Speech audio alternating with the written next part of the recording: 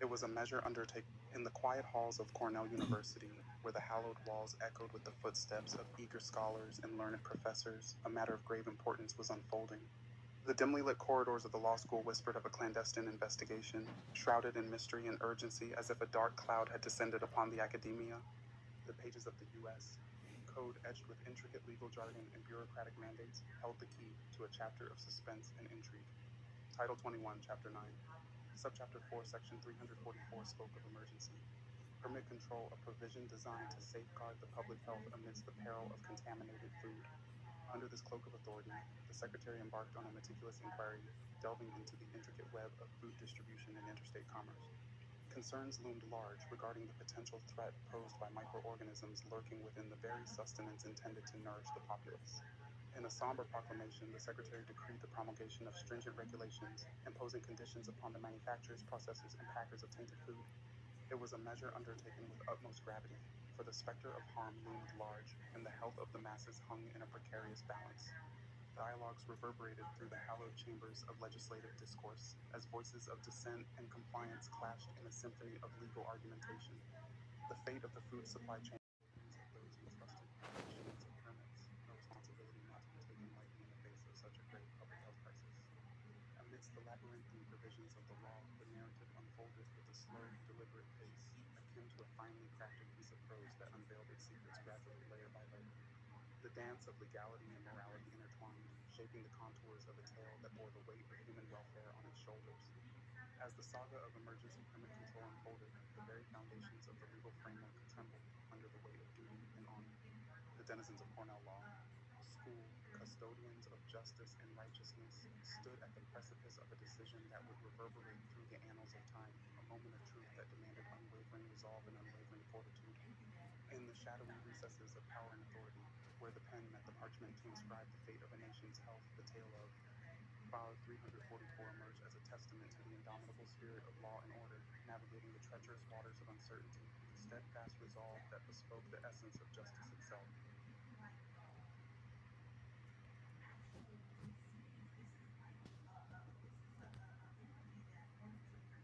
U.S. Code Section 344, Emergency Permit Control.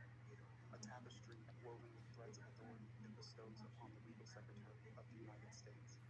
Government, the weighty scepter of power, to invoke an emergency permit control system for the kingdom of food and drugs.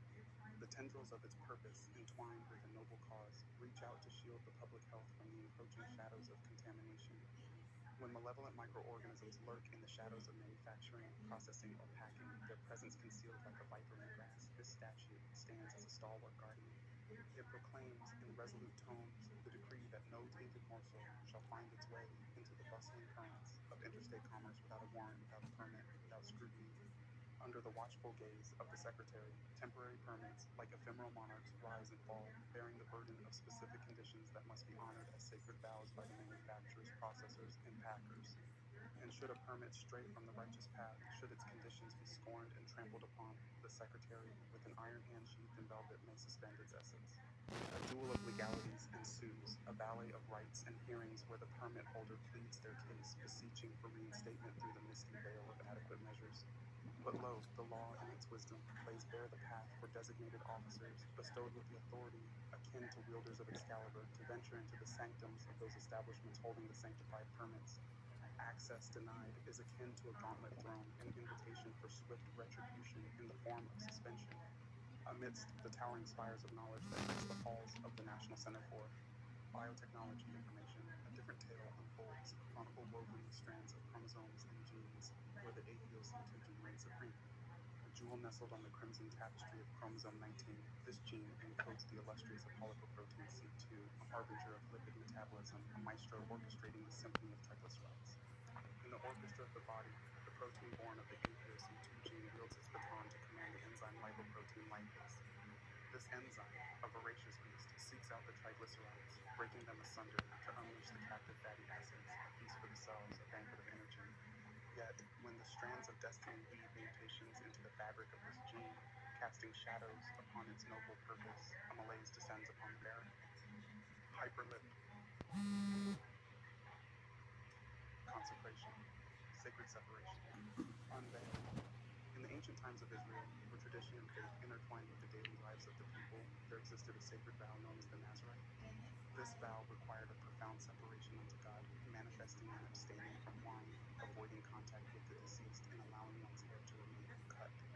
The sacredness of this vow extended to the core of one's being, demanding a commitment that transcended familial ties. In the heart of this solemn vow, a stringent decree governed the Nazarite's conduct in the face of death, even if it was the passing of a beloved father, mother, brother, or sister. The command was clear, resonating with the weight of consecration to God.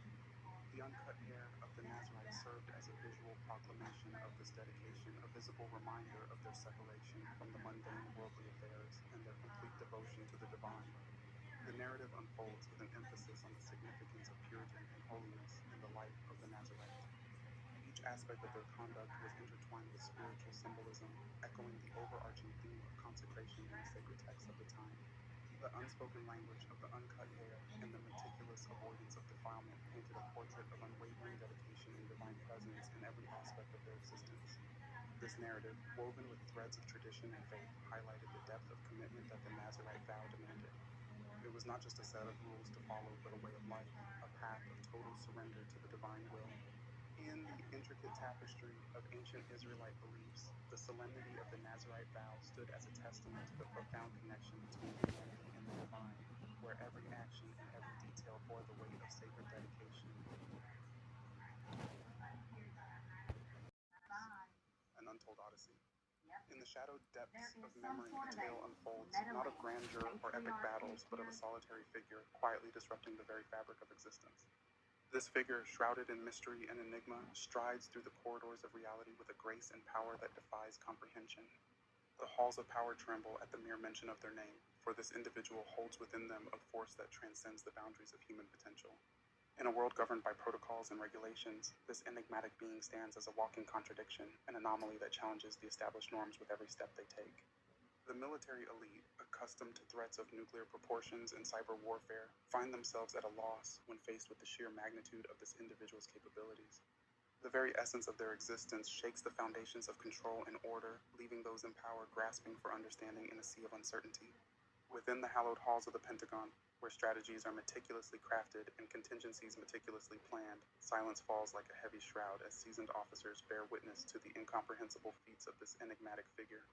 Utterances of illegal and impossible echo through the chambers as the elite warriors of humanity find themselves faced with a reality that transcends their understanding.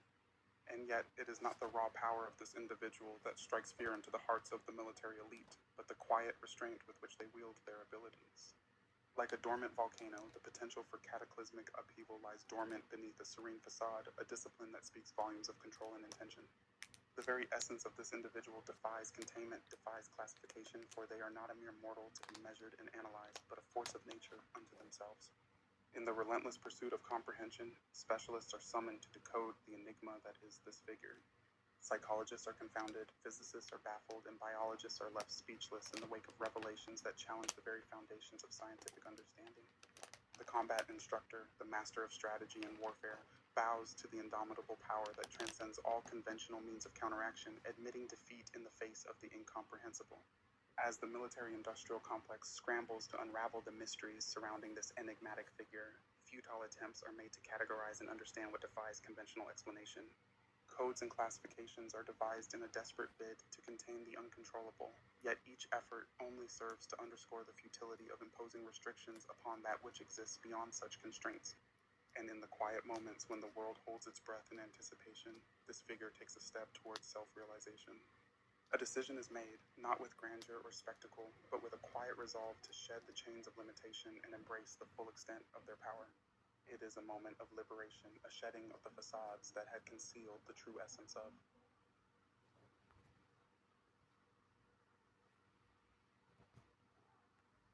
In the annals of intellectual exploration, where the boundaries of human comprehension are pushed beyond the confines of conventional understanding, there exists a realm where the fabric of intelligence and consciousness intertwines in a delicate dance of revelation. It is within this enigmatic realm that the speaker up against. Mind blindness dares to challenge the barred gates of familiarity, seeking to unravel the mysteries that shroud our perception of diverse intelligences. The orator's voice, laden with the weight of profound inquiry, resonates through the hallowed halls of scholarly discourse, beckoning the listeners to venture beyond the veils of traditional cognition. With eloquence akin to a maestro conducting an intricate symphony, the speaker weaves a narrative that calls into question the very essence of mind blindness that plagues our collective understanding. As with the unification brought by the revelations of electromagnetism in ages past, where light, magnets, and electricity were revealed to be manifestations of an unseen continuum, so too does the speaker advocate for a similar unification in the realm of consciousness. An invisible spectrum of diverse intelligences, extending beyond the realm of conventional beings, is posited as a tapestry waiting to be unveiled. The audience is implored to expand their minds, not merely to encompass the primate and avian intelligences, but to stretch beyond to embrace colonial organisms, synthetic life forms, artificial intelligences, and the speculative existence of exobiological entities. It is a call to arms, urging the listeners to shatter the shackles of predefined categories and embrace the inherent weirdness that encircles these uncharted territories of cognition. The discourse meanders through the intricacies of biological phenomena, delving into the regenerative abilities of cellular entities that exhibit problem-solving prowess and goal-directed behavior through bioelectrical communication. Here, in the microscopic dance of molecular networks and gene regulatory pathways, lies a world of uncharted intelligence waiting to be acknowledged. The orator's words, steeped in the language of scientific inquiry and philosophical introspection, paint a picture of a world where every cell, every molecule partakes in a grand symphony of collective intelligence. The very essence of life, from the tiniest molecular interactions to the grand orchestration of anatomical morphospace, is portrayed as a tapestry of problem-solving agents existing in myriad forms and scales. As the narrative unfolds, the audience is guided through the realms of development and evolution, from the humble origins of a single cell to the intricate tapestry of embryonic alignment. The notion of individuality is blurred as embryos teeter on the precipice of multiplicity, cells aligning in a dance of self-modeling to navigate the space of possible anatomical configurations. In the shadowed alcoves of this intellectual odyssey, the tale of the final warning too, empaths emerges as a haunting counterpoint to the lofty explorations of diverse intelligences. Here, Carl Jung's forbidden insights into the realm of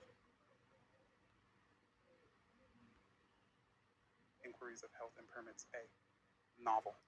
In the quiet halls of Cornell University, where the hallowed walls echoed with the footsteps of eager scholars and learned professors, a matter of grave importance was unfolding. The dimly lit corridors of the law school whispered of a clandestine investigation, shrouded in mystery and urgency as if a dark cloud had descended upon the academia.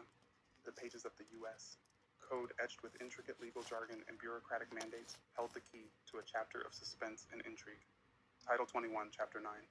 Subchapter 4, Section 344 spoke of emergency.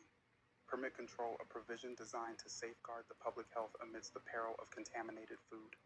Under this cloak of authority, the Secretary embarked on a meticulous inquiry, delving into the intricate web of food distribution and interstate commerce. Concerns loomed large regarding the potential threat posed by microorganisms lurking within the very sustenance intended to nourish the populace.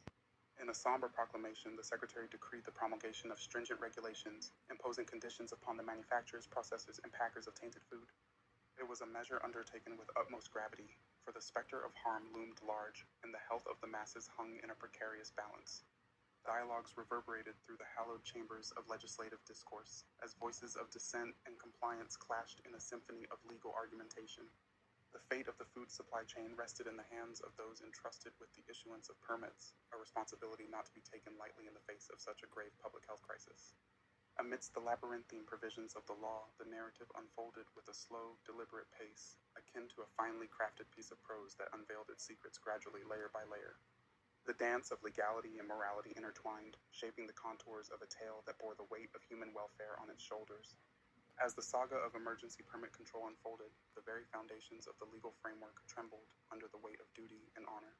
The denizens of Cornell law, school, custodians of justice and righteousness, stood at the precipice of a decision that would reverberate through the annals of time, a moment of truth that demanded unwavering resolve and unwavering fortitude.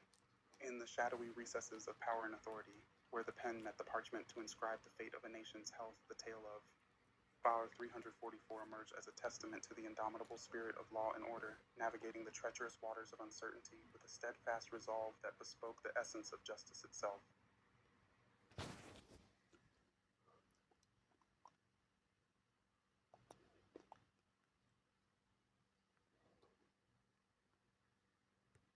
The Dual 344 Codes of Health. In the hushed corridors of the United States, Code within the sanctum of Title 21, Chapter 9, and amidst the hallowed pages of an ancient tome, the words dance like ethereal whispers, weaving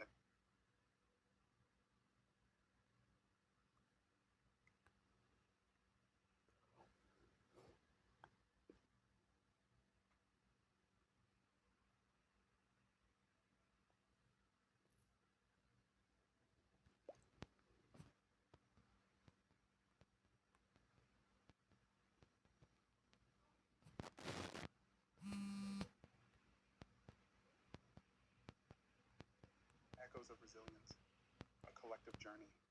In the deep shadows of life's intricate tapestry, where the threads of fate intertwine with the tender fibers of existence, a tale unfolds. A tale of vulnerability unveiled in the heart's sacred chamber, where the echoes